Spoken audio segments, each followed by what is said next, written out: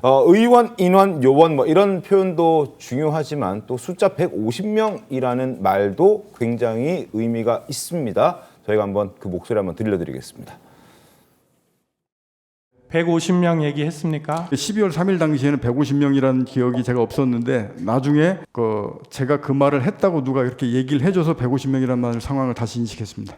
아니 그러면 지금 기억에는 그 150명이 안 채워진 것 같다라고 들었다는 얘기입니까? 아닙니다. 의결 그러니까 정도까지 채워지지 않은 것 같다. 이렇게 제 말이 얘기했습니다. 그러니까 대통령으로부터 들었냐라고 했더니 150명 들은 기억이 생각났다. 나중에 얘기를 그거는 들어보니 김용현 전 장관 얘기하고 하면서 했던 거 대통령이 어디건 제가 방금 말했던 세 마디 줄 그게 그러면 150명 이야기는 들은 바는 없습니까? 예 그때 당시 150명이라는 숫자는 윤석열 대통령 측으로부터 들은 바가 없다는 게 어제 헌재에서 지금 곽종근 전 사령관이 했던 이야기입니다.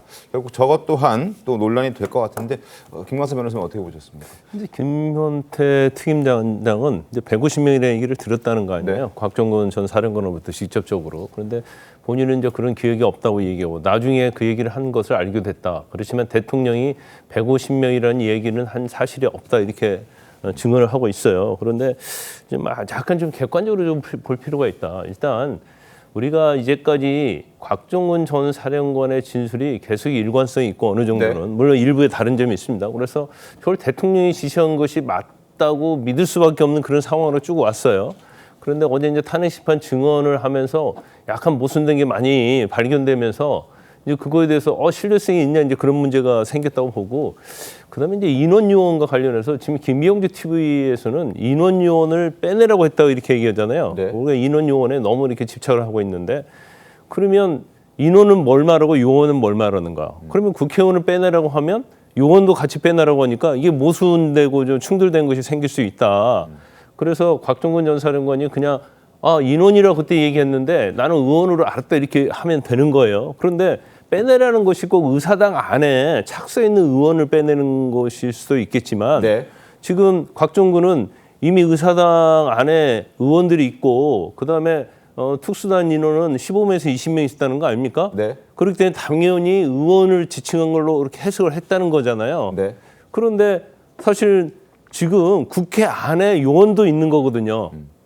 밖에 있는 게 아니거든. 네. 그러니까 그런 해석의 차이가 있다는 거고, 그다음에 어디 이제 대통령 워딩을 제가 한번 분석을 해봤는데, 이제 대통령 워딩 중에서 뭐 뒷부분에 이런 말 하잖아요.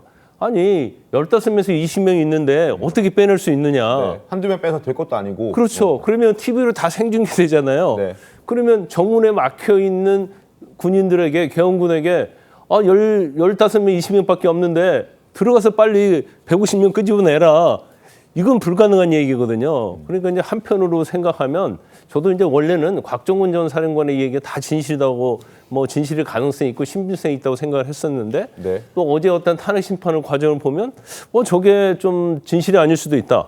물론 본인은 사실을 얘기할 수 있겠지만 대통령이 지시한 내용과 다르게 해석할 수 있는 여지는 있다. 저는 그렇게 봅니다.